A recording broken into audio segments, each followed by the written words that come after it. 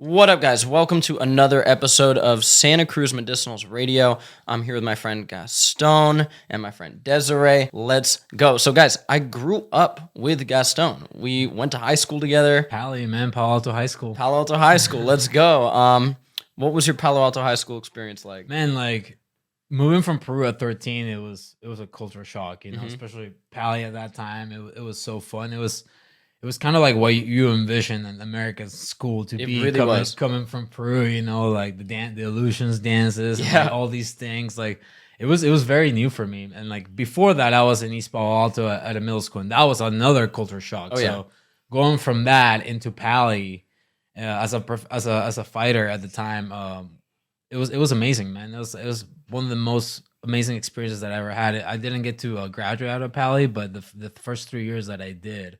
You know, I made so many amazing friendships, and everything that I kind of know now was from those years. And you know, I feel like we got the last few years of Pali as like a classic high school, because at the time we would still get everybody bussed in from East Palo Alto, and that's why our football team at that time was like really high level, and it was just like a wide variety of you guys were champions, state champ. Wide variety of people at Palo Alto High School. I think now it's a lot different. But I remember, like you moving in, and it was just like this badass Muay Thai fighter had like arrived to our school. Like that's really what it was. And then I got in a couple fights, and it was like, oh, people this guy, he really fights. Yes, and this was like the beginning of those like UFC days. So I feel like people now might know, like if there's like some kid, he's like 14, 15, and he's like Muay Thai world champ, and this people might know. But back then, people like kind of didn't really even know, and then they knew. They found out. Yeah, I remember. I mean, it was, like I said, that was a whole experience. Like coming in as a fighter into like we were like state champs football. You know, like Devante Adams went to school. Like I mean, like and so many others that were professional athletes. Like I mean, like our generation was really like I said, Pali was really like the place powerhouse, to be, for sure. Powerhouse in all of California. Yeah, I feel like. What was I like in high school? Describe what was. Myself and my friend group like in high school, and I've been honest about this. On my high school. He was a popular guy for sure. Thank you. Popular guy, good guy. We walk home. I remember like your house was not too far away from where my parents' apartment complex was at. And we walk home a couple times, and I was like, this guy's a genuine guy. Even absolutely, though, I was always super interested. You hang out with a different group that I did, and older as well, but yeah, I mean, whenever we got to talk, there was always respect, there was always love, and throughout the years through social media, I haven't seen you in person since those days. We've just been following each other's journey, crushing it, and it's been amazing, man. It's been amazing to see everything that you've done. You too, man. And I love to see how you're always trying to make this world a healthier place, man. And I love that because that's kind of like what I'm doing as well in a different way. Yeah, 100%. Dude, I remember it was just always amazing seeing you like. You were just like Fairtex to like the core. Like it was like, and then like I started to get interested in my later years of like when we were at high school, like, oh my God, like this Muay Thai shit's like crazy. And I would go to like the Stanford, like Muay Thai, like free classes and stuff. And like, I've always been like a fan of it. And I just remember you were just like, a lot of these, this is a good lesson for a lot of people watching this. A lot of these people from Palo Alto High School that made it big, Jock Peterson, Devante Adams, they worked their asses off. Jock's dad would pull him out of middle school and have him hit baseballs. He'd pull him out of geology class, much to the teacher's dismay, and have him hit. Bono. Yeah, Christoph Bono. His dad was a pro quarterback. Like, and then you would just be like running around Palo Alto. Like you would go on these runs around, and then you would go to the Fairtex in Mountain View, and you just like you lived there. That was my life, man. Like just commuting, not like riding my bike from school to Fairtex, back home, school, Fairtex, back home. And then it came the time during the junior year that I was commuting in my 69 Mercedes that I got from my grandparents all the way to Dublin. Yeah. And I was exhausted, man. It was crazy. Like I started doing zero period PE. So I could go to school earlier, finish earlier. Because, dude, this car like that I had, anytime I hit traffic, and there's nothing but traffic in the Bay Area, the thing would start to overheat. So my thing is like, dude, if I don't leave this place, this school by 2:00, I'm gonna hit traffic, and guess what? My car is gonna overheat. And then if I call my dad will be like, hey, pull to the side, put some water on it. Yep. You'll be fine. Yeah, There'll be no like, oh, you got AAA on the way. And I'm like, hey, figure it out. Figure it out. Yeah. And that's that's have to run to the East Bay and go train. Exactly. So you're at Fairtex, and then at like what age did you really start going to CSA and meet Kyrian and all that? So I started fighting first in Peru. My first fight was when I was 10, 11 years old. That's crazy. Yeah. Then 12, I fought again Muay Thai. Then my Wait, family. pause. That fight was aggressive too. He showed me videos, and I'm like, "Is that you in there?" It wasn't like one of those like light like sparring things. Dude. They're all padded up like crazy. Oh, no, it was full on. It was a full on fight. And then after that, my parents and I moved to the north for a little while, where I kept surfing and just living that lifestyle. It was beautiful at the time. And then my dad, when I was 13, he made the decision, hey, it's time we need something. It wasn't even about fighting or just about more opportunity, following that American dream. And he had his residence at the time. He was about to become a citizen. So me being under 15, I will be able to get that just automatically. So we did the move, and yeah, man, like here we are. Like I saw my daddy work 3 jobs to put me through Palo Alto High School. You know, and to this day, I'm so thankful for that, man. Absolutely. Because like I met people like you, like my best friend Alex Enriquez, and so many others. Like a lot of people that I now relate to are from those times, man. And it's insane the sacrifices a lot of people made to get their kids in that high school, because it's a public high school. All the parents had to do was just sacrifice to be in this zone, and they could get in there. And I mean, it's different now, but back in the day, people could work, a few jobs and make it work. It's tough. I don't even think now you could work 5 jobs and unless now, 5 jobs are the Google, Twitter, Apple. Like it's very different now. I've talked to some fans, some younger kids that go to Palo Alto High School, and my buddy AJ was a football coach there recently. So like he tells us kind of, it's just not the same. But we're lucky, man. Like wow, like to be able to grow up there, and also the teachers that we got. I feel like we had teachers. Bro. We had teachers like, I mean, she has a 13-year-old, so we see everything that's going on with the school systems, and we live in San Ramon. We have a really good school district, and just seeing how much things have changed from there. Like we had teachers that actually cared. Oh, for sure. I remember, shout out to Miss Kim, my math teacher. Yeah, she actually. It's like, hey, you need to learn these things because this is what's gonna help you in life, and that's the kind of like teachers that Palo Alto High School had, and I'm so thankful for that, because that education, I did 2 semesters in college, and then I kept fighting, but that education helped me so much. It sets really, you up so well. It made such a big difference. It's hard for a lot of high schoolers watching this. It's hard to tell now, but there is this difference when people get into later adulthood of like. Who kind of locked in a little bit, or at least went to a good high school and like took their education like somewhat serious. It does matter. And people, I think, like, excuse it because they're just like, oh, whatever. But like knowing a little bit about history, about math, about science can really help you in life. So like, people need to take that shit seriously. It'll open like that education for me. It opens so many doors. Yeah. That's why that's one of the reasons why I'm in the UFC today, I believe, because it allowed me to communicate with people that I didn't know English at the time. I remember I was when I first moved. You remember my accent? Yeah. Oh yeah. I was learning Chinese and English at the same time. Yeah. Alex Enriquez was constantly making fun of me. He's my best friend, and he's the reason why I don't have an accent. Yeah. I was wondering. I was like, but yeah, you had a way heavier accent. And what's so funny is like, so when I was 11, I lived in Mexico for a year randomly. I got kicked out of middle school. I moved to Mexico with just my mom. We're not Mexican. We moved to this town of Mexico, San Miguel de Allende, and I moved back. And I feel like that made me like. Really like I fucked with you a lot because I'm like, dude, this guy's like, I knew that like going into somewhere, a new country, random, you just are at this new school suddenly. I didn't speak the language well. I'm like, holy shit, it was such a great experience for me. At the time, I would go home from school and yell at my mom like, what the fuck are we doing here? Like these Mexican kids made fun of me, but like it really did like build character. And for you, it must have been the same thing. I mean, I first like Palo Alto was the fun years, and like the beginning was tough because I didn't speak the language, but eventually as a fighter and as an athlete, in an athlete-driven school, I found my way. 100%. Yeah. But when I first moved to California, I started in East Palo Alto, Edison McNair middle school. And that was like a culture shock in a different way, because that was all, I mean, at the time, well, how long ago? That was 2011, 3 years before that, 2008. So 2008, East Palo Alto wasn't. That's where my grandma lives now. But at the time, it was now it's like really nice. You can't find a house for less than like $1 million there. It was but not at the time, like that. It was nothing but gangs, nothing but murders. It was like it was the murder capital of the world in 1992, and it took a while. Like of the world, it was the murder capital. It took a while to recover from that. Stockton, worse than anything in the U.S.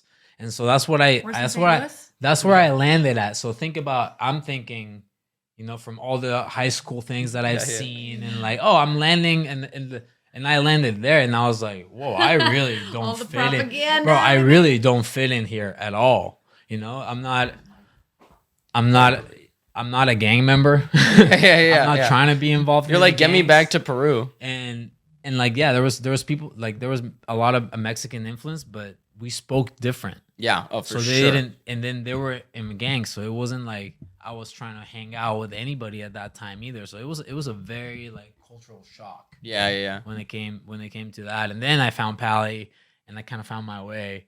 But yeah, that education of Pali is what allowed me to open so many doors for myself, and I'm so grateful for that. Yeah, my dad, seeing my daddy working so hard for all those years, I'm like, damn, like that was really worth it. Sacrifice, bro. It's crazy. Like, where did I need to like know where you grew up? I last night I was like before the podcast, I'm like, all right, let's cover some stuff on the podcast. Like purposely, like don't ask some stuff. Where did you grow up? In Missouri. In Missouri. Okay, nice. And then when did you start fighting? 26. Okay, nice. How does somebody get into that at 26? Like it was really, really weird. I was going through a lot because I had my son at 21. Yeah. And in 2013, I decided to move to California because my mom lived out here. And I was working for Wells Fargo at the time, and I was very like trying to find my way, you know. And when I moved to California, this is what I was going to touch on with you guys, and being like moving to different countries, getting exposure to other cultures. I feel like that's where the education happens with these young people, and I feel like it also creates this resiliency within you to be like fight for more, you know. So I think at the time I was like really thrown off at the culture just between California and St. Louis, and I was like, this is crazy. I know nothing. Like I know nothing about people. I know nothing about their culture, their belief systems. You know, like my dad was a Marine, and so of course, growing up in a very red household, like I thought, well, Middle East is bad, and like Muslims are kind of bad, and that's scary. And I'm like, wow, and I'm like, these people are so beautiful, and their cultures are beautiful. So I was so ignorant to life, and I was like, okay, at this point, I think I need to like expand my mind to new experiences. And then my girlfriend was like, hey, there's a gym in Dublin, we should go check it out and do CrossFit. So I was like, all right. I was on my like new health journey. I had eaten my relationship with food so different, like let's just start. And then we found CSA, and then I started going for CrossFit on Saturdays. And I really enjoyed it. And I was like, I really like want to punch some shit. I was like, I've never like done this. Like I cheered at a high level in high school, and I played soccer, and I was a gymnast, and I was always an athlete. Okay. I was going to say, cause like I saw some videos of you hitting pads, like she's murdering the pads. Like I was like, you must like, that's like, you're like, oh, I learned striking at 26. Like what, like, what did you do before that? Cause like people usually don't just pick it up like that. No. And I was not like, that was not my wheelhouse to like be punching and kicking shit at all. I was like definitely cheering, and I was like a stunt, I did stunt. I was a flyer. But I think the gymnastics, I think the sports that I did really helped translate, because you need a lot of dexterity, flexibility, and balance. And so when I found Muay Thai, I was like, oh, okay, this is something like I can control my limbs, so that's like a huge part to being a fighter, is being able, the body awareness that it requires is next level. So there's nothing really like it. I think for a lot of people, like I, tell a lot of young kids to get into jiu-jitsu or get to a martial arts gym, and it's like, it isn't about, for most people, becoming like really good at fighting or whatever. It's just, it is so good for your mental health. It's insane. And then I feel like we evolved with that in our beings forever. And then to try to separate yourself from that, or just get competition through video games, or even social competition, I think is what a lot of people, because they don't get the actual physical competition, they embed social competition into their lives in an unhealthy way, which some is good, right? But I feel like a lot of people, that's why people get really cliquey and have all these arguments with their friends and family constantly, too much of that, because they're not getting out that competitive urge in any physical way. And the adversity that they're facing in the video game is not real. No, it doesn't. You know? It doesn't give you the physical stimulus. Like we touch hands and we're like, all right, let's Yeah. go. This is Yeah, your body's secreting like, you know, norepinephrine, adrenaline, but then it's also getting like the physical response of like needing to get your heart rate up, needing to actually exert like musculoskeletal endurance and all this stuff. And I feel like with video games, which hey, I like some video games, you know, they're fun, but they're for me like it's to relax for like 30 minutes after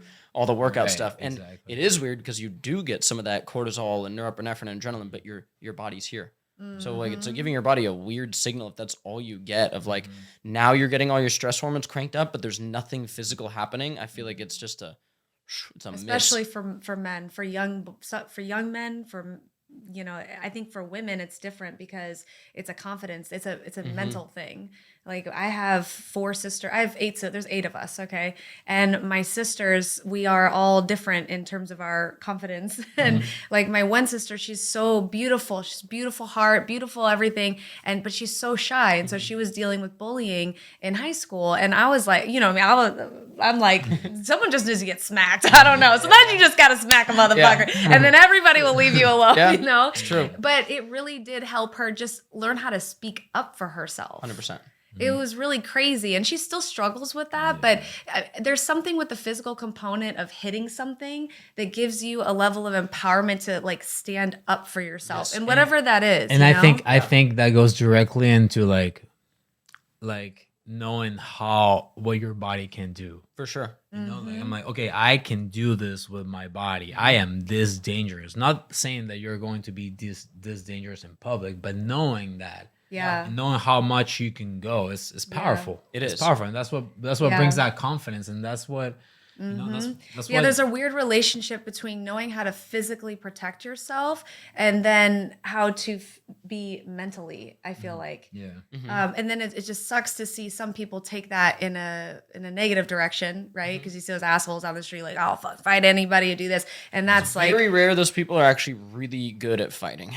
Agree. It's very, very rare. Agree. You know, they might be big and can throw like a punch or something, but it is extremely rare just knowing a lot of pro fighters and stuff. Some of the most dangerous people that I know, I mean, I'm sitting next to one, are some of the most peaceful people. Absolutely. And it's you know for sure when they're like, bro, get your, you know, and the ones that are like, ooh. And most of those usually are like people, they've been to a class, 2, maybe 3, maybe they go to the gym once a week, but they're not in there for the right reasons. They're probably not in there like doing the right things. And they have some stuff that they're trying to deal with, but it's coming out the wrong way. For sure. Know? Where you have people like Brandon, like he trains all the time. Yeah. He's training every week, doing jiu-jitsu, doing Muay Thai. I see your videos, man, and that's great, you know. But what I'm saying is that's a different type of way of letting that energy out and learning yourself. 100%. Wow. Yeah, personal development. You have to think too. Like it's not, you don't just go in there punching stuff. Like you have to think about what you're doing. You have to know combos. You got to think about where your body is. There's a lot of thought that does go into to fighting. I feel like too. It's a mental stimulus. Yeah. Oh my God. When I'm hitting mitts, I mean, if I'm not like mentally all there and my dude Slim Reaper's like, you know, left, right, slip, jab, you're like, dude, it's like Tetris or something. Like, it's like really like difficult sometimes to put. So, all right. So you've done so you have this like Muay Thai career basically. All right. Yes. And you're just like striking. How do you make the transition to being like, all right, I'm going to go into MMA? Did you go to Bellator first? I went to at 20, I was 20, about to be 21. And at that time I had fought, I was like 2-3 years after graduating high school. And I was like, I have fought almost everybody in I had done it all. Yeah. I felt like as an amateur, you know, to get to that point. And I told my coach like, hey, I think it's time to go pro. And he's like, okay, we got one more in us. And then that last fight that was supposed to happen, this guy shows up. We were supposed to fight at 140 pounds, which was my weight class all throughout Muay Thai. And then this guy shows up at 151 pounds. Oh my God. So I'm like, that was the last guy we were supposed to fight in all of North America. So what are we doing now? It's time to go pro. So at 21 pro, I did a few fights with Lion Fights. I had some amazing knockouts. Yeah, I remember seeing that. Yeah, I had some crazy spinning back elbows. I landed that thing like 4 times in a row, and people kept asking me like, "Is that?" I don't know. It just keeps happening. And at 25, I got to a place like I felt like I needed more and I wanted some change. And beyond that, you can't be just a Muay Thai fighter and make money. Now you can. There's a lot of people doing that with organizations such as ONE FC and whatnot. But at the time, it wasn't realistic to be a Muay Thai fighter and live off the sport. So I was like, Kieran, my coach, I want to live off of this. This is what I love to do. This is what I want to do with my life. I have no doubts. Like, what do we got to do? It's like, well, you got to do MMA. Yeah. So at 25, I decided to sign with Bellator. I didn't even go for. I had one amateur MMA fight. Yeah. And I was like, yeah, fuck it. I'm just gonna be a striker and I'm just not gonna take it down. My mentality was different about it, you know. But yeah, that's what it was, man. At 25, made my Bellator debut in front of like 10,000 people, I think. And then my second fight got choked out, and I was like, okay, if we're gonna do this thing, we're gonna have to really do it. Yeah. And as the fights came on, and not really until I made my debut, until I started thinking about the UFC, did I fully submit to the sport. And I'm talking about all aspects of it. Yeah. The grappling, the striking, and the wrestling, everything that comes with it. Then I started to submit it to that completely, and then I'm like, oh, this is fun. Like this is what I want to do. It's a different sport. And it's like, dude, having to train all aspects, I can't even imagine. I don't even know like how you would even go about like structuring a week. Like me just hitting mitts and like doing some jiu-jitsu. It's crazy. Some days I'm like, how are you still walking around? I'm serious. Yeah, even my coach sometimes is like, I don't understand where this energy comes from. Man. Yeah, like you are, I don't know where. It's crazy. I don't wrestle, and we were talking about this a couple weeks ago, and I was doing some grappling, you know, and I'm like, yeah, I'll just hop in and I'll start working on my ground game. I was so messed up. Like your body cavity hurts for sure. And so to think about doing that, and then like a conditioning session in the morning, and then in the afternoon you've got pads with your coach, and you're doing an hour of pads. After that, it's crazy. I'm putting anywhere from 14 to 18 sessions. I'm not talking hours. I'm talking sessions. Some of these sessions are 2 hours. Some of them might be 90 minutes. That's insane. Things change, you know? Yeah. But yeah, that's what it takes. That's what it takes, man. And like I tell her all the time, like, this sport's fucking crazy. So I have to be crazier than that. Yeah. Oh, you have to. Yeah. You know, I have to be. And now, like with that's actually a good segue into all the health stuff that you started to do, because everyone in MMA is trying to get on the cutting edge, because it's a sport where you can't just blast a bunch of steroids. You have to be natural. And so everybody's finding the elite natural stuff they can do to optimize their health. So talk us through some of the stuff that you do for your health that's been helping you. Well, man, first thing in the morning, like salt. This stuff right here, and I'm so thankful that you've been helping us for so long, man. Now, like gold, really, bro. It's gold. It's gold. People, really I tell people all the time, and they're like, really, like why they must pay you or something. Like, no. Like, we're like you get, if you're an athlete and you get sodium, potassium, magnesium, all it takes one scoop in the morning, that gets people hooked. If they're training, and I tell people, if you don't work out at all, this isn't the product for you. Go get vitamin D, get some magnesium. If you work out and you start your day with a scoop of electrolytes, it is a game changer. Bro. It's a game changer. And then going into that, I start my day, with a scoop of electrolytes, with some clean water. Then obviously I love my coffee, so I'll go into my coffee after that. I like coffee too. But you have to hydrate before. Have to. Caffeine causes sodium loss. There's a really good chart about it. She was going to her when we first met. Like she was starting. She would go into her coffee first. Like, hey, we got to do this. He always like keeps me accountable. Because just because I want her to feel better. I want her to get the benefits that I'm getting as well. And the electrolytes, the supplementation, the magnesium, the potassium, the protein right after working out. People like, it's not just good protein as well. Absolutely. Like, dude, the protein thing is so crazy. Okay, so like I just got off a call with basically a protein sorcerer. Sorcerer almost. Sorcerer. Ooh, sorcerer. Okay. And I'm not gonna badmouth any companies right now, but most whey protein is just sourced from China. It's the lowest quality whey you can get, because right now there's a shortage overall in whey protein and every form of whey protein. So these companies are going the cheapest they can to preserve their margins. They get the cheapest whey protein they can. It comes here. It can oftentimes get all gunked up. It gets humid. It's just like horrible. So then they add a bunch of anti-caking agents, which is why it's hard to find a protein without soy lecithin, sunflower lecithin, titanium dioxide, silicone dioxide. And then, okay, they want to make it taste good and have good feel to it and blend well. So they're going to put carrageenan, they're going to put guar gum, they're going to put xanthan gum, they're going to put aspartame or sucralose. And a lot of people, unfortunately, they try a protein and then they go, oh, it hurt my gut. It gave me some skin issues. And people start thinking, oh, I can digest the whey. I'm like, no. The whey is fine. You can digest all the other shit that comes with it. It's a and especially after working out, your body's like sucking on these things, right? It's like feed me. I like you tore the, like, that's how I feel. I tore the muscles up. You gotta feed them again. And if you're feeding them with stuff like that, it's not going to be beneficial, you know? So like, absolutely. And on days where I train really hard, which like you're doing often, many days a week, but I'll have days where I go to jiu-jitsu, hit mitts, then go surf or go lift weights.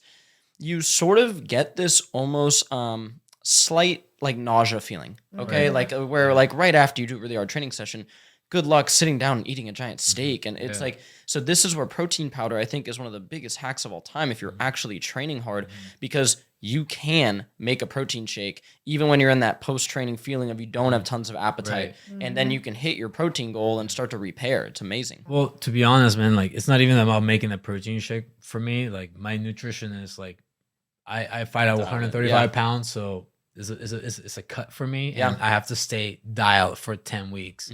So I put this stuff in water. I go like this and just take it easy. And I feel it right away. That's what's been like all these things before and after is what's been allowing me to perform at this level, man. It's a very specific regimen. I think there's so many moving parts with being an athlete too. Like a lot of people don't find what their groove is to make them like peak and be at that level. And that takes years and years of like experience and trial and error and figuring it out. But like the recovery side of things is almost more important than the training at times. Especially when you get over your 30s. Once you get over your 30s, like in your early 30s, I believe you are in your prime. Physical prime in a way, I don't think we recover the same as we do when we're like in our mid 20s. Like you can like fall and just get up and like, oh yeah, you're fine. Now I take a lot more care of my body, but as far as a prime goes, which was what I definitely feel there mentally and physically, but I have to take care of my body for sure. I have to do these things. I have to do massages 3 days a week. I have to hit the cold plunge 3-4 days a week. I have to hit the sauna at least 4 days a week to get those heat shock proteins going. Making sure that I'm recovering, that I'm repairing. And that's been honestly the training. If anything, the training, I can't say it's gotten easier, but I know what I'm doing with the training. But because I can't recover the way that I'm doing, and like say I did, there's days that I don't recover. And he's fully aware of it. And I'm fully aware. And I'm like, hey, like I'm like I got like 2 check engine lights right now. So I'm like, all right. My coach goes like, all right, day off. Not even like a question asked. Not like no, it's just gonna benefit you. The really cool thing about being in great shape, guys, is you recover very fast. It's kind of cool. Like I like had like a messed up ankle like a few days ago and this and that, and like you take like a day off and like you start to recover. He's a fucking werewolf. I had this happened like 2 days ago. Normally, like how long does a black guy stay on? There's not even a scab there. Weeks. He's a Wolverine. No, he's a fucking werewolf. It's kind of creepy, actually. I've actually also had like some crazy injuries, man, and I have to say, like your products, the nutrition, everything that you've been sending me for so long, I gotta be. You're one of the biggest Fruit of the Gods fans, and you're Peruvian. You're Peruvian, and so like, let's talk about maca. We gotta talk about maca. We gotta talk about maca. Yeah, so okay. I call him the natural steroid. It is everything that goes well, sex, everything. He's like, it's the maca, babe. Yeah. Okay, so maca has been used in Peru. Peru is extremely high altitude. Yes. And so Peruvian people have been using maca, which is a root that grows there, forever. You know, when you look it up, they go, thousands of years. It's been used forever. Like you go back extremely far. People have been using maca, and they use it to, in their minds, just give them vigor. You know, but now scientific studies have come in and been like, okay, this stuff is doing something. They use gelatinized maca, which they take the root, they basically cook it up a little bit and ingest it. Yes. And maca has this you know the smell of like real maca. Like Yeah. it's wild. Like potent. it's very potent. It's very potent. And we have a potent dose of gelatinized maca in the Food of the Gods caps. And I mean, I've experienced with just taking like, cause I have like the bulk maca from the Food of the Gods. I'll take like a lot. And yeah, it makes training better. It makes sex better, which is why proving people better. like use it as like, it's like a virality thing. Like they use it for sex. Their Viagra. Yeah, it is. Their version It of is. Viagra. And I mean, it's just anything that is marketed towards that. If it's natural, it's probably also just going to help your health in general. We talked about citrulline and vasodrive AP, a lot of these nitric oxide things. A lot of them now are getting marketed as just like sex products. Like there's this company Joy Mode out there, which is, I think they're just putting a potent dose of L-citrulline basically in a product, and they're just marketing it as a natural Viagra. Yeah. Smart marketing, but it's like, the reality is it just helps. It helps your endothelial health. It helps your nitric oxide pathways. It helps blood flow. It's going to help blood flow also to your brain. There's studies on L-citrulline and cognitive function, and yeah, I think maca is an excellent part of that. It's amazing. Also, We'll the keep taking glutamine, maca. the glutamine that you put on there, I feel like it has a huge, Yes. it has a huge part of my recovery. The bone marrow, the Yeah, everything, some beef everything organs in there. Yeah. yeah, everything that it has, man. Like I mean, she knows. I swear by that stuff. Yeah, he it's talks good about it stuff. all the We're time. going to I'm Costa telling Rica. I'm like, I'm taking this with me. Honestly. Yeah. Everywhere we go, Yeah, we I'm pack taking- all of yeah. our stuff. Well, I pack. Yeah. But what I was getting at is like I've been through a lot of injuries in my career, man. I tore both my knees. I tore my MCL completely 5 weeks before my Bellator debut. I tore my knee, Oof. my MCL. It's crazy. 5 weeks before my UFC debut, I tore my meniscus. I couldn't walk. Yeah. Shoulder. Yeah, I've torn my labrum and my rotator cuff, and these are all things that I've been able to like heal. Yes. The body heals. It does. If you give it the proper supplementation, you work out the right way, you're hydrating, you're doing the things that it needs, your body will heal. Absolutely. That's what I've learned, man. And I see all these people that go through injuries, and like, yeah, there's some injuries that need to put you under the knife. I've done a lot of content on this. This is important to talk about. People go to surgery too fast. way too fast. And I've done content about it, and of course, people come in the comments and they sort of, and valid sometimes, they defend why they got this surgery. And Well, we're talking ACLs. We're talking ACLs. Yeah, Like, sure. you Some need an people need ACL surgery. to walk. Yeah. You need an ACL. 100%. But I tore my MCL. I tore my meniscus. I'm telling you, my meniscus was torn. I put what was the stuff that you put on it to numb it up a little bit? Yeah, lidocaine or No. It was a cortisone shot that Oh, I had, yeah. which is allowed.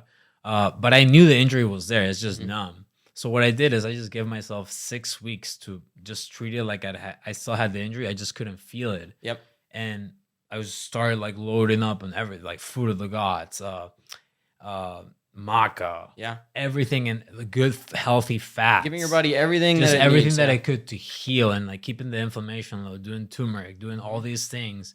And man, I did an MRI after first of all, this is a crazy story. Like You fought.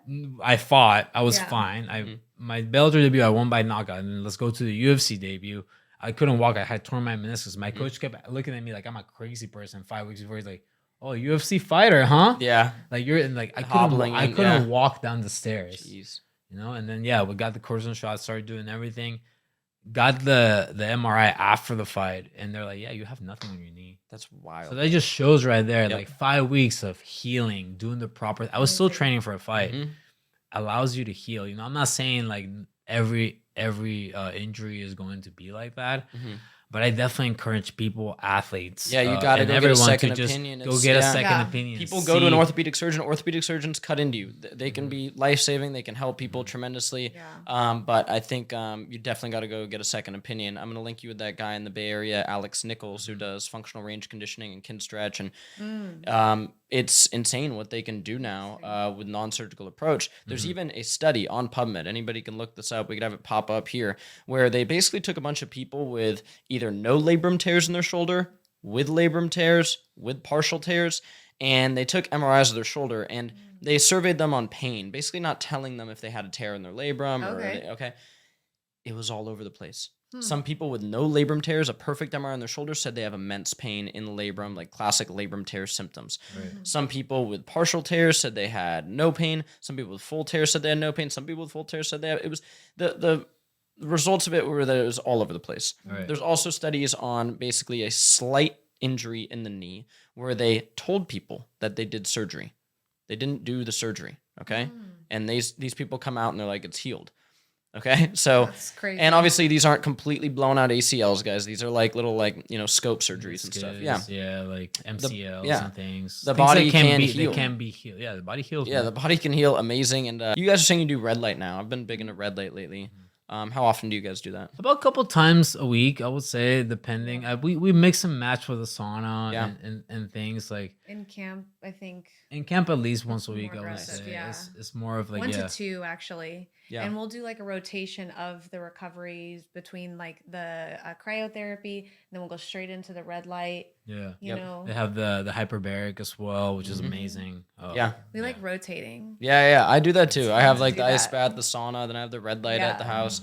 Red light's been amazing. There's some really cool studies on it helping like actual like tissue regeneration and just like, I mean, skin health, which is like a cool thing. Your skin's your body's largest It's organ. also a lot of studies in like how much it can help cancer healing. Yes. and that's Yeah, that's that one's huge. huge, That's yeah. that's a big one. Yeah, I mean, the mitochondrial health. That's what I've been obsessed with lately. It's like a lot of people I think aren't like really tired. They just don't have good mitochondrial health, and so Yeah. like They're their missing cells, out on that NAD, man. They need that I NAD. know, man, that Their cells NAD like is don't that have deal. that energy, so Yeah. like they like feel tired, but like you're not actually tired. Your cells just are tired. Yeah. They're depleted. Well, Yeah. Most people don't even hydrate in the morning. Yeah, that's true. Not even electrolytes. Let's talk about just water. Just water. Yeah, People nothing. don't just even drink water. Our bodies are made of 70% Yeah. water, and you're not giving it what it needs probably the most. Yeah, it's You know? true. So yeah, of course the brain fog is gonna be. I can feel afraid. Like if I overtrained the day before and like I didn't happen to drink enough water the next day, like I have to Yeah, start you the can day feel it. Yeah. because you can feel it. Like, I'm like, oh, what's going on? Like Yeah, I'm your not body needs feeling to like right. allocate energy across the plane. It with does. your body. It absolutely does. If you're not doing the right things, not feeding it the right stuff, it's going to be allocated towards inefficient usage. You Yeah. know? Cellular health is just such a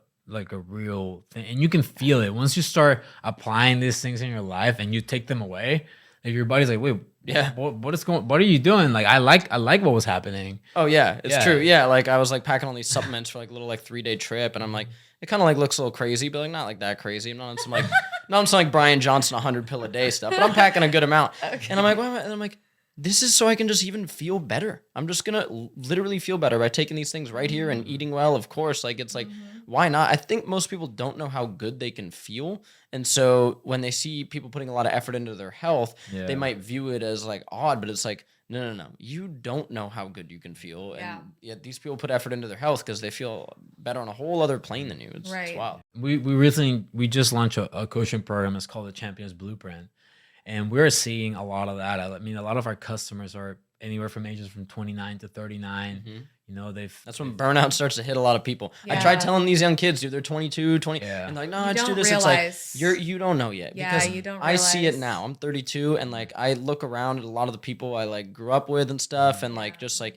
you're like, oh, like it hit you recently. So Oh, yeah, that yeah. age group. Our yeah. client, I would say our client that we can help the most is between 35, 45. Yeah. And exactly like you're saying, they've the common theme that we get is I'm just burnt out, like I've stopped caring about myself, and there was other priorities, whether having children or your career or whatever it may be. And they're like, I've just like lost that. Yeah, And at some point, I feel like as humans, like you have to be selfish about your body because absolutely. you know, I make this analogy that's like if you're on a plane, right? If the air thing, the oxygen comes down, you have children sitting next to you, are you going to put it on them first or you first? Yeah, you better be You alive, got to put yeah. it on you first because then you can't take care of whoever's next to you or save the life or what have you. So and even sometimes we will say we'll choose our stuff over our family, over anything. Like, Yeah, I always say to my wife is very nice to her family, and she puts a lot of effort. She has a bunch of sisters, just like you do. yeah. And yeah, sometimes like she'll like kind of sacrifice her own health for the Yeah. love of her family, and Mhm.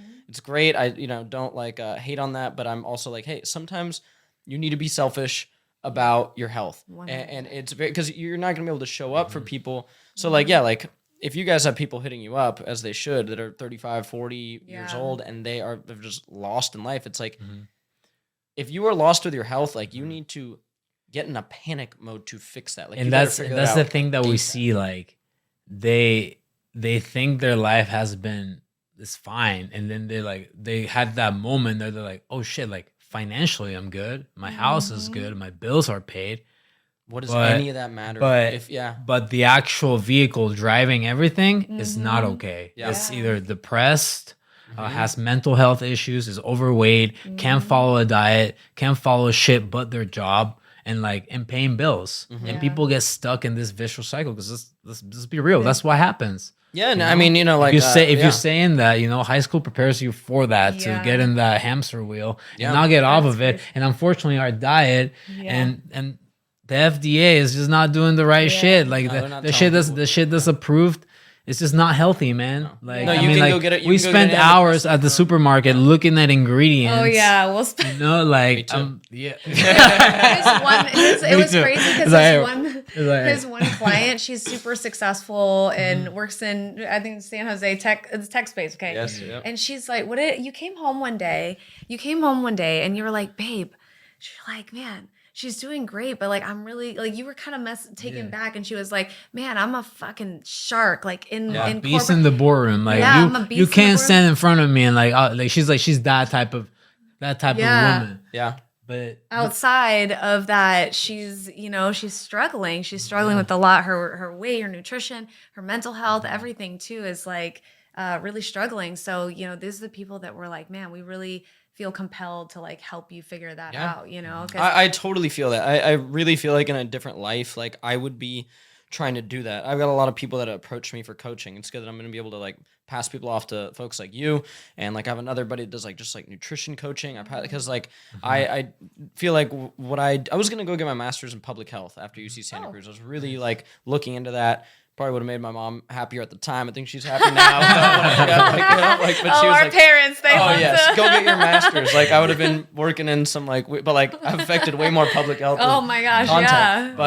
yeah. But like people really need like individualized help, and they need somebody to help them lock in. I mean, it's the whole lock-in movement that I'm pushing. It's like it's so important. It's like there's kind of nothing else. Like you don't have anything else besides your health, and a lot of these people achieve a lot in their life, but like if you can't get the basics done with your health, bro, like you're missing the whole point. Yeah, you're missing out. And also like that goes also like it kind of links into martial arts and the ability to protect yourself as well. We told you we go to this events called Operation Blackside, and one of the things that stuck to me the most, this guy Tony Blauer, he invented the spear system.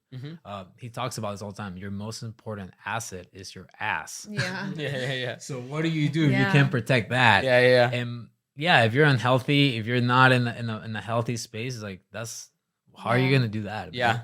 I love teaching there because we get to shake people up, and it's fun when you get to coach a combat sport like martial arts, because it brings a certain authority to the room. For sure. And we get a chance to like really put that loving, hard pressure on people, because I will, like when I'm coaching, I'm a very different person, I'm cussing and I'm this and it's fun and we're laughing and whatever. But like we go through these workouts in the morning, and there's some people that it will blow my mind that can't run up the stairs.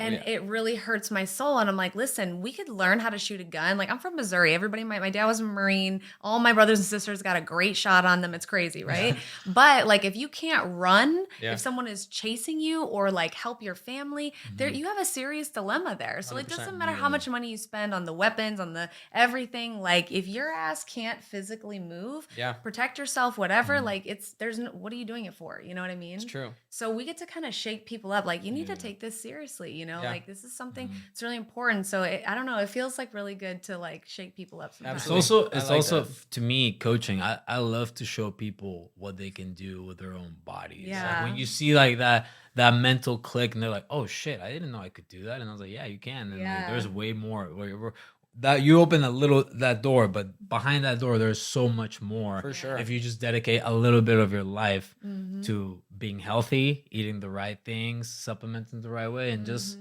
staying active, man. Yeah. It's like sometimes it's like for us it's just a walk in the morning. Obviously, I already train like a madman all the time, so just staying active. There's like little things that you can do by adjusting your life, and it's not that much, but people just need to hear more of that. Yeah. So like, I 100% agree. Let's take people through some practical stuff that can help them. So like, what does a day of eating in a UFC fighter's life look like when you're in camp? Like, what does that that look like? Because I know the diet has to shift. You got to make 135. Yeah. So right now, I like? walk around between 153 and 155 pounds in camp. On fight week, I show up about 149 pounds, and then we go from there. So it's about 13 pounds throughout fight week. This is not just the fight week, but yeah, like we talked about yesterday, there's about 10 weeks of preparation where we just grind. I have an amazing nutritionist. Shout out to Marcela Soto. She's amazing. The only nutritionist that's helped me make 135 pounds in a good, successful way where I feel good and that I feel like I can perform. But yeah, my and my baby, of course. This guy never. Of course. If it wasn't for her cooking, dude, I mean, You're like, I'm Marcella, not help me out. Our kitchen's a science project, man. Yep. Like Very every good. day, we're just like. So ideally, what it looks has to like. be tracked. That's the thing. Yeah, like it what has we're to be about to get into, tracked. guys. Like, Yeah. if you reliably can lose weight, then you watching this can reliably lose weight. So Yes. walk people through what it's like. So a morning for me, let's talk about maybe like a day that I have a two session day. So I have to have enough carbs for both sessions, Absolutely. and I have to have everything prepared for after. A lot of this just requires a little bit of preparation, man. But the morning will look like I'll wake up. Hopefully I try to always hit like 8 to 9 hours of sleep so my body can constantly recover. Then the first thing that I do is I'll do a scoop of electrolytes in the morning with some good water. Actually, we've been doing some hydrogen water lately. Yeah. Yeah. So it it's was- cool. There's some cool studies on hydrogen water. Drink Yeah. Elevate. Yeah, Yeah. they just sent some Yeah, stuff, and it's Nice. good. It's a tasty. game The changer. tablets? Or No. No, it's water canned. bottle? No, It's they're canned. canned. Oh, the They're canned? Okay, canned, nice. and yeah, they ship them to you right like yeah, and That's it's cool.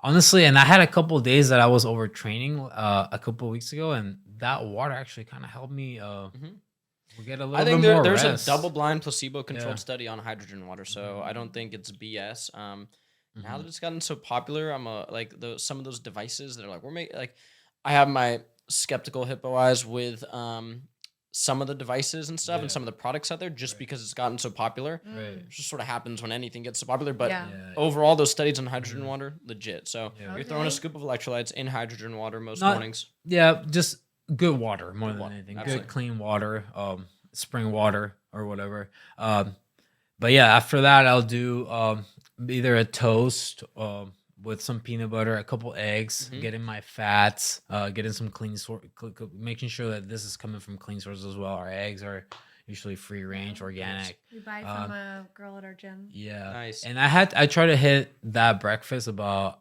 hour and a half to 2 hours before the workout. Yep. And then some days that I don't really feel like eating in the morning, because sometimes you just don't feel like eating first thing. I'll do like a smoothie. Yeah. I'll do like we'll do Also oats, I think. Oats. So we've been using this new brand, Misery and Mayhem, and it's got it's just like a good amount of oats. Nice. Like the got serving protein size, in it, it's yeah. already got the protein in there, low sugar. It's super good. So we love to. I mean, oats are so diverse. You can They do, really are. You can do a lot with oats. yeah. Yeah. So And it's I like think that it's like oatmeal got so popular, then a lot of people are eating these oatmeal products. Have you What's ever your seen take on that? Because I've Yeah. seen you go like, okay, some oats are good. Some oats, so oats do have phytic acid, but I don't think it's a problem at all, especially if you're doing the overnight oats or Yeah. soaking them. It's going to Yes. significantly reduce the phytic acid where it's not so really that's gonna what be my a problem. nutritionists say. Yeah. That was the first thing. Make sure that they're getting soaked or they're a specific type of oat that doesn't have that already. Yeah, and obviously I would go organic oats. It's a crop that's going to be sprayed with glyphosate. The traditional Western medicine will say, "Oh, there's no problem with glyphosate." I think we're going to find more and more issues with glyphosate exposure, but that's pretty easy to mitigate. You just get some organic oats; they're not expensive, Yeah. and you do the overnight oats where you're soaking them to reduce the phytic acid a little bit, and then if you add protein, even better. Yeah.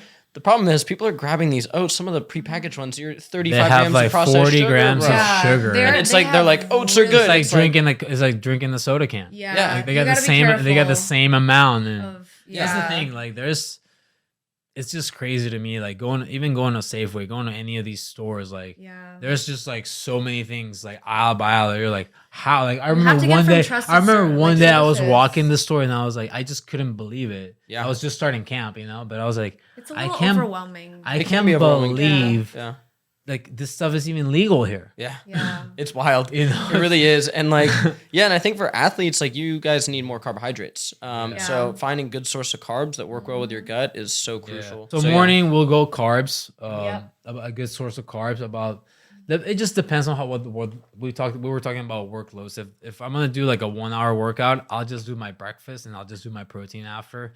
Then I'll have some lunch. Lunch we'll have some lean meats, some more carbs. If I'm cutting, I will not do carbs at night. I'll just stick to protein. A lot of veggies. Not the whole camp though. Not the whole So camp. depending on the evolution of the camp, where we are in the weight, it really does get pretty scientific. Like in the beginning of the camp, he's like he's doing like the really dark stuff, you know, because you're farther out. So I need weight. I need weight on need too. it. You Like, need calories. and then- I need calories. I need weight. I need to be able to get Healthy through these fats sessions. for I'm the also endocrine like system. I'm also training with guys that are also trying to do the same thing. So I need the And weight. the fasting, if he's going to fast then, it's only because he's doing it from a recovery purpose more than he is from like a losing weight For sure. purpose, you know? But then, like we start tapering down mid-camp, I'd say, and then checking weight. And depending where, that's when we make those little adjustments of not eating carbs at night or, you know, timing out what portions that we're having certain parts of the day. For the most part, I just try to keep a whole foods diet, man. Yeah. Some good, just, you know, like we're not really against anything in our house. eat a lot of red meat. We eat a lot of red meat. I ate a lot of red meat all not throughout even that camp. many vegetables. Yeah. I mean, like vegetables, like I incorporated decent amount, but it's obviously Spinach and salad. We do greens. A lot of greens. A lot of greens with the bigger meals because about what is it, like the week of the fight, we take all those greens out. I'll do probiotics and then just that change alone and my body will fluctuate about 2 to 3% of my body weight. For sure. Because greens can be amazing when people need to go into that calorie deficit, start losing weight. Vegetables can be absolutely amazing because they're going to be more bulk there. So you're going to feel more full. And then, greens get you good like vitamin K sources there. But and then like your sleep routine, like I'm really, because you're saying you really locked down your sleep. Like, what do you do? Like, how do you wind down? Because a lot of people, a lot of people that even just like work a lot. Like, I mean, some of the executives that you guys are working with and just like, it's hard for athletes that train really hard, and then like people who work a lot to wind down. Dude, it's like, hard. what is it? I mean, that's like, probably his biggest. That's my biggest issue. Dude, that's my issue. Like, my wife helps me a lot. Like, down. cause like, Really? well, she's good at just like, you know, like end of the night, like we just have the dog, maybe like a little show on Netflix, and like we'll just kind of give each other massages and like wind down. And then I make the house really dark and like. But you guys have like a process then. Yeah, we're similar. I feel like the sauna lately at night has sauna been in the helping evening. quite a bit. Yep. Just being able to like, sometimes I see it like this, like I train all day, right? So, and I'm hydrating doing this. I feel like I have all this lactic acid that is there, and like just being able to like let it out. Yep. Hydrate again, and just being able to go to sleep after it's been helping. It kind of happened by accident too, because like our coach Mal, he's living with us from Costa Rica. I have my son in the house. We have 3 dogs. We have like a really busy life. We're both fighting, you know, running businesses. Like it's a lot. So like sometimes our day, like after I get done with dinner, the basketball's over, everything, we get done with dinner like 9, 10 o'clock. We have a really late dinner. And then we have 1 hour before our new gym in Blackhawk closes. So and it's literally right. It's such a blessing, dude. 2 blocks away. Close, like, yeah. we can walk there. Like it's so close, and we go there and we just spend the last hour, and we shut down the house. And then I've also been doing, like I said, a lot of reading and a lot of research on like how I've been doing sauna for a long time. But I at least for me, like if I need to understand why am I doing what I'm doing. So just learning about your body releasing heat shock proteins and coming up with protocols. Like we've come out with our own protocols that work for us, you know, for sauna and like hot cold therapy as well. And like, and just seeing how those things help. They help a lot when it comes to sleeping and winding down. And they do. I can see it in like my sleep scores, like when I track like certain things. Like I'll notice it. For your... I have Aura Ring. you have the Aura Ring. Okay. Yeah, I like those devices. They're cool. I think people sometimes start to live by them a little bit. You and I talk about some interesting thing about overtraining. Okay, so like overtraining. A lot of people, even just like people that are working out normally, like me, we'll talk about overtraining. Right. Here's the thing: if you want to become a really high level UFC athlete like you are, you are going to go through periods of overtraining. If you want to get just jacked and ripped, you need to go through some periods of overtraining your body. Yes. This is just how it is. And like, I'll hear people that are extremely out of shape be like, well, I don't want to overtrain. That's probably not going to be your issue. I'm not saying to not take a day off, get some active rest or whatever, but there's power in resting. Yeah. But there is so much power in grinding and testing how far your body is going to go. And there's a period of, like we're talking about. You know what he calls that? Shredding your body. So Yeah. he's like, I know when I went to I just shred myself today. Like I had a week, I think it was like 3 weeks ago, and I'm talking like I did 2 sessions a month, like strength and conditioning, 12 rounds of boxing. This is just Monday morning. At night, I hit 5 5s with my coach Mao, 5 5-minute rounds. Then I'll do 12.8 kilometers, which is like a 4-mile equivalent to a running. Yeah. And then I'll finish with like, I don't know, 400 abs and 400 Yeah. Yeah. Like, don't forget about that part. Yeah. Monday. And it's not just That's that. just He's Monday. standing on your Monday. stomach and you're like, Oh my God. That's Monday. Oh my And then God. Tuesday, I'll have conditioning again. Yep. I'll have wrestling, and then I have another session, another boxing session for 6 rounds, and then a session with my coach. Then a drilling session. Yep. Wednesday morning, I'll drive 2 hours to Sacramento. Yep. Go spar these guys. I show up. Yeah, they're killers, bro. Yeah. No, and we're showing up to spar hard. Yeah. This is hard sparring. This is like you're going into alpha male or alpha male. Yeah, Yeah, and so, so we it's need to like, test the waters to see how is everything working. Yep. It's not so much about the round itself. It's about like the reaction. How is the team working? Because I bring my whole team with me. Yeah. I'm like, hey guys, how are we working collectively For right sure. now? And how am I receiving your guys'? So it's an amazing thing, But after Wednesday, dude, I'm like, yeah, you're already just like That's 10 insane. sessions in. that right It's there, pretty- that was like 5-6 sessions. Yeah. Then I'll take the rest of the day, or I'll go back depending on how my body's feeling. Thursday, we're back on it, Yeah. It's aggressive. Conditioning yeah. session. Yeah. I have another jiu-jitsu session at night, another drilling session. Friday, we're doing jiu-jitsu again. We're doing some more pats. Saturday, sparring, Yeah. training, and then Boxing, Sunday, rest. Yeah. That's kind of what All a day. week, Yep. what a Yeah. week looks like. Yeah, now your body's primed to get that rest, and you actually like recover from So that I rest. tell her, like, there was one of those weeks that I did by Wednesday. I was like, honey, like, Yeah, he was I really shredded. struggling, I yeah. like I shredded myself down. But Yeah. the sleep is up, But up and but down. I'm also like, and like those are the It can times be, usually yeah. that the sleep gets a little bit tougher. For sure. 'cause That's the why body- it's kind of good for the those that body's or like- ring or the whoop. You can kind of see Yeah. if there's a few nights in a row where I'm having an elevated heart rate or sleep disturbances, and I'm working out a lot. I'm like, okay, like it's probably time to take a day where I just chill and But I don't know. I feel like the training doesn't. I feel like it doesn't register. Maybe it doesn't. Maybe they need to send us one. I've never used that one before. But like, I don't think you're not a normal person. So I don't know if it's I would true. trust. No, okay, I don't. Okay, overall, these fitness wearables I think Yeah. are cool. I think they're great. People should not live their lives by them. I tell people that wear the Oura Ring or the Whoop, feel free to round up or down your score 10 points on how you feel. Yeah. Oh, because I see people wake up and they go, "Oh my god, I got a 78 sleep score. I'm not gonna feel good today." How do you feel? Because if you feel great, round it up to an 88, dude. How do you And- look yeah. in the mirror? I mean, I have days sometimes that I can only sleep 6 hours and I feel fine. He Yeah. feels great. You know, Like I he feel can. great. I'm like, oh, I'm right up, right? And then the other thing that I've been doing is I've been taking naps, but not like 2 or 1 hour naps. I've Yeah. been doing like the Like 10, quick. Yeah. 20 yeah. minutes. And that's Naps are essential. She says I'm a crazy person. No, he will fall asleep for 7 minutes. Brandon, it'll be 7 minutes. That's crazy. 30 seconds. like deep. I'm like, He's out and then he's wakes up. up like a psychopath, and I'm like, time to who? go train. Like, And I no just sat alarm, down to no like do something on my alarm, nothing. computer. I'm like, oh, time yeah, to go nothing. train. Like it's That's time to go. wild, Yeah. dude. I think we need to think about that though. I think it's important when you said about like feeling, like how do you feel? A lot of people like live by these metrics and these things, and like even I go off my feel a lot of sure. times. Yeah. It's the And most then, important some- thing. Like this last week, it was like I went 12 days straight training. Yeah. Because my coach, we were coming down here. We wanted to use this as like a reset weekend 3 weeks before the fight. Yeah. We talked about that. My coach is traveling. So we're like, okay. Then I was like, how am I going to feel good about this 3 day? So I was just like, I'm just going to grind for 12 hard. days. I'm just going to grind for 12 days. yeah. Yep. And I've put in, I don't know how Yeah, many. set these little metrics for yourself. I feel like I do all the time. And Yeah. then after All the that, time. that's like the reward. Okay, now we're just gonna like, we're just gonna chill this day or do whatever. But going back to that ability of like push through, you have to. Yeah. Mm-hmm. You 100%. have to, Because then when you dial back, you're like, okay, like I know I can go that hard. So now I'm dialing back. And then and actually feel good about it. Yeah. when you're fully recovered again, then you realize your body will go even another step. Yeah. Because it's all about, I mean, at least to me, it's all about trying to find out how much better can I get every day. Yeah.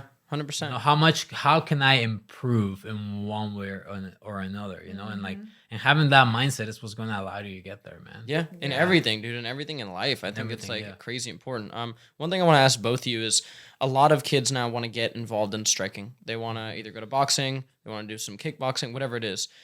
How can people get involved with it in an intelligent way versus just walking into some random striking gym, putting on sparring gear, and getting hit in the head? It's about finding the right place, man. Like, I'm very proud of the culture that we have and we've created as CSA. And I say created because I mean, you remember when I was a Fairtex boy, then I met my coach Kieran in 2008, U.S. national team, and he opened up CSA, and I've been with him since. Yeah.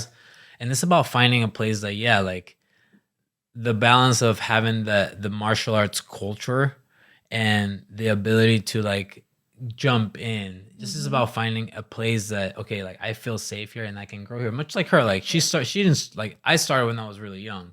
I'm not in that category, but she started when she was 26, and look at her, she's pro fighter, 4-0, has 2 knockouts. Hell yeah. I mean, so it's just about being able to find the community that will welcome you for that. Yeah, because it is different than jiu-jitsu, where I feel more comfortable throwing somebody into the fire in jiu-jitsu. If people get thrown into the fire or the wrong gym and striking, it can be like, it can be horrible. So it can be devastating. So you know, from if like they go a to some parent's random perspective, UFC gym and get knocked out or something. I think that's, so from his perspective, like getting a safe community, but from a parent's perspective, I don't, even though I'm a striker, I actually wouldn't recommend striking first for any child. Like, my son started, Asa started jiu-jitsu, he was like 4 or 5, right? Yeah, he was young. Yeah, He jiu-jitsu was, like, is so good super- for kids to start. And like Yeah. people get in all these debates, well, jiu-jitsu isn't the best martial art for self-defense. Like, yeah, I agree with you. But guess what? It's also I really think good it's a for huge- self-defense. Yeah. Yeah, striking, I never recommend striking for self-defense. Actually, at Operation Black Site, anytime we teach self-defense, we don't use our hands as our weapons because it's so, you can break your hands so easily. Yeah. I would never recommend. I would recommend using an elbow or a knee or what have you, right? But jiu-jitsu is not, I think that's going to teach you body awareness 100%. more than trying to teach a child striking, right? And it's not as violent and it's not as intimidating as striking. And yeah, you don't know where your kid, you can't control. Like, you can control if someone, how they behave, what their morals are, their character, and that's how we raise children. But if they have a good heart or a bad heart, we can't really control that component, right?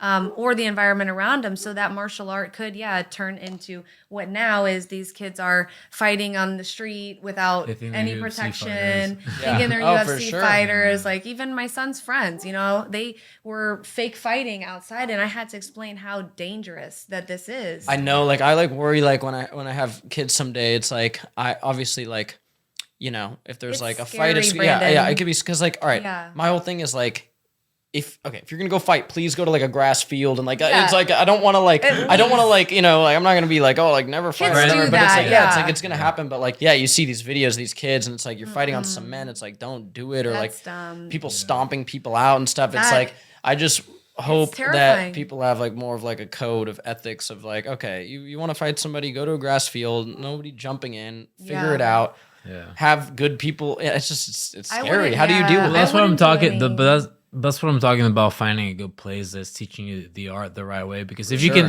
if you can respect the art and you can get those principles of martial arts that I feel like I got into martial arts because I used to be angry. Yeah. And that kind of took everything away from me. All that anger and all that, and it just channeled into like respect. Yeah, dude, that's the path that most people go through with it. Like I got involved with jiu-jitsu because I thought it would be cool to like I'm smaller, so I'm like I want to learn how to like beat people, and then almost really quick you realize, okay, I can't beat anybody up, and then you get to this point where you're like, oh, like I'm kind of like, oh, I kind of know what I'm doing, but then it brings you to a whole other point of then your ego kind of dissolves a little bit, unless you get to the level that you're at or like our buddy Todd's at or something like that.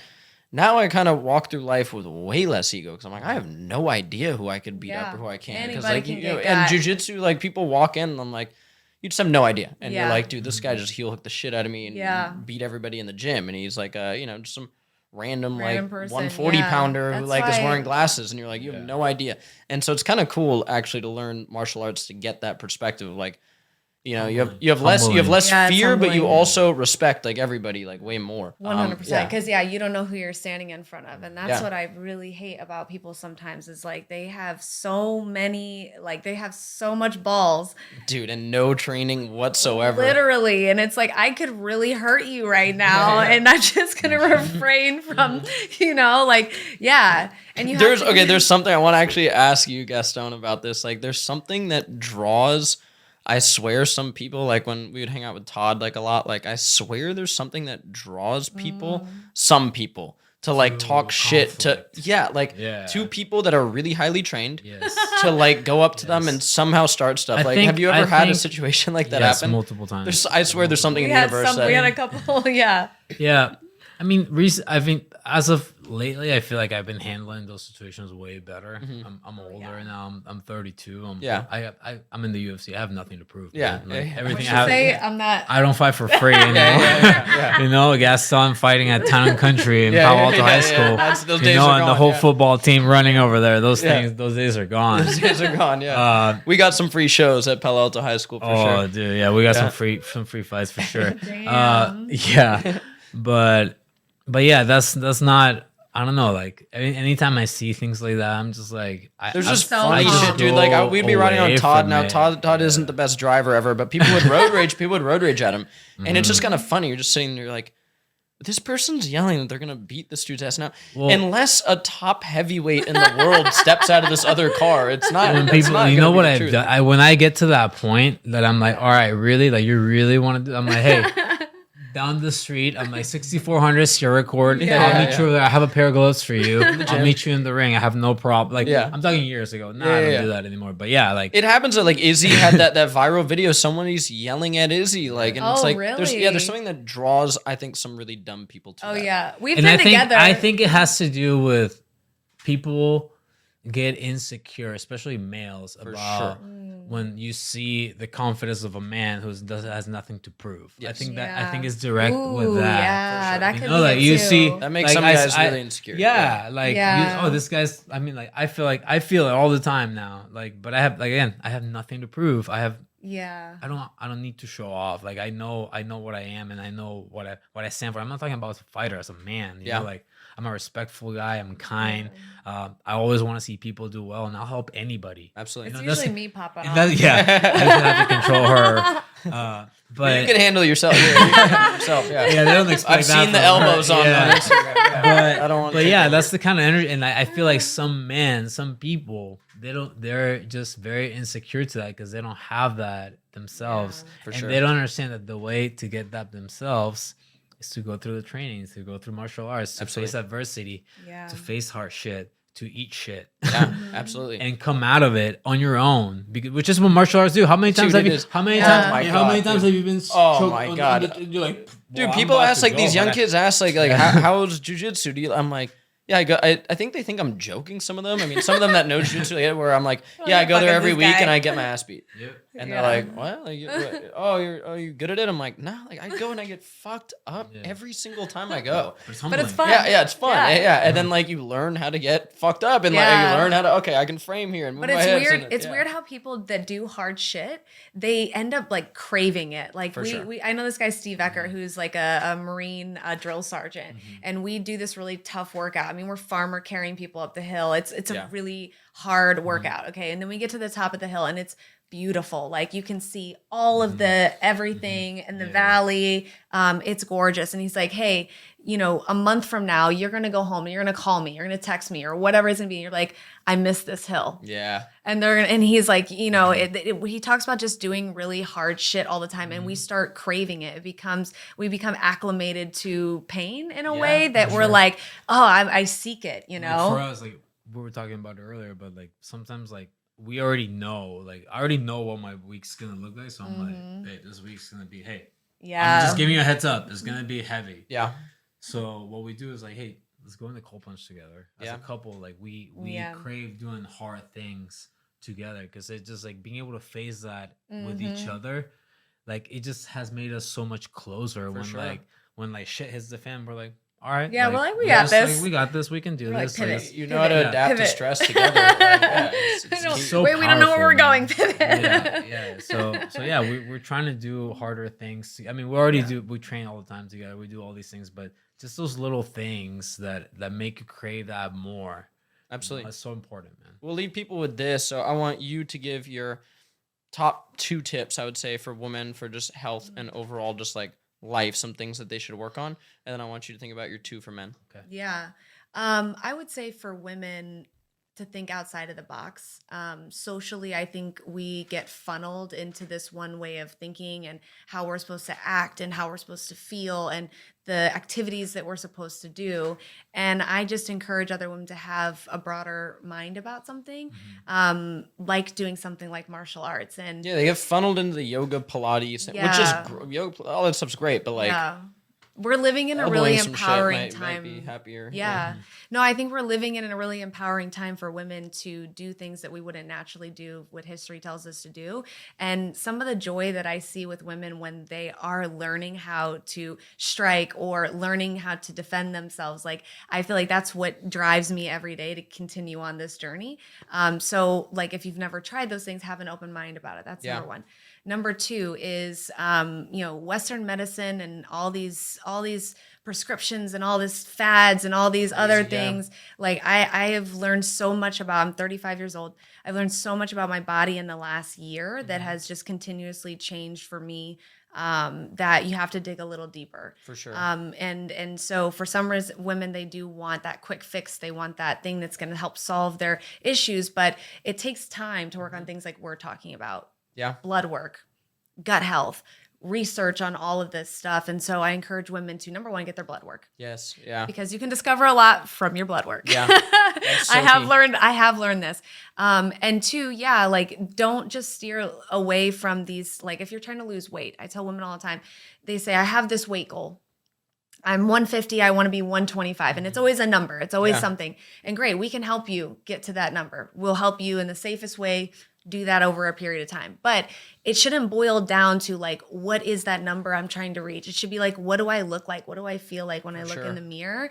And how does that like make me feel? Because like for me, my weight goal, I feel, he knows, like when I'm thicker, I love it. Like I feel sexy. I feel my muscles, like everything is different. But it is more of a feeling thing. Like people always ask like about like I don't track calories right now because I'm at my goal weight. I'm at my goal body. I don't need to unless I want to do something specific. And that's a place that if you get women too, where they don't have to worry about it, you shouldn't be worried about fluctuation. You should get to like a weight, like a range that they feel good at. And then like, that's where you should be. Like 100%. Yeah. Cause like the ones that are like, yeah, I just want this fat ass and this, and your body type is like very lean and tall and elegant and you look beautiful, not with that, but like the way your body structure is. And that's where your natural beauty is, you know? So yeah, I do encourage that. Cause I always like, oh, I want to be this way. Like, no. Like, how do you feel? Yeah, you be know? your best self. Yeah, for sure. So I love that. And that's sexy. Absolutely. Yeah. Tying into like being your best self, I think one thing that I've been working on a lot lately, and like one thing that has created all these gifts kind of has been working on my mental health, man. Like being able to journal every day, write down and physically see the things that I'm grateful for. And sometimes those things that I'm grateful for are hardships, you know? There are things that I'm overcoming and things that God has sent my way so that, you know, the proof's in the pudding, man. And it's crazy to think of it like that, but mental health is so important. It really is. And you know, if you're someone out there that's struggling with this, or you have issues, sometimes, you know, like finding the people and finding the right ways, but journaling, just being able to put your thoughts, 100%. put in the things that you're grateful for. Also looking at the things, how you're going to become better and how you're going to look at closing that gap. For me, as an athlete, as a high performer, for us, it's been huge. So that's one.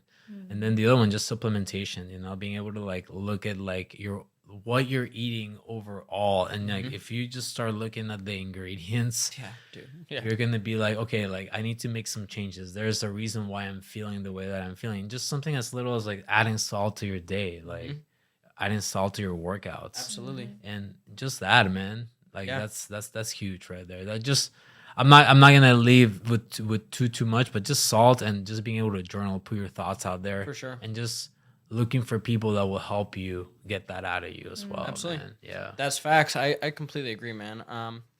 Well, we have a fun day planned. We're gonna go eat some good food, make some recipes. We're gonna go surf because Gastón grew up surfing, and he wants to get in the water. Let's do it. So we're gonna go shred. Where can people find y'all? You can find me at Desi Limon on Instagram.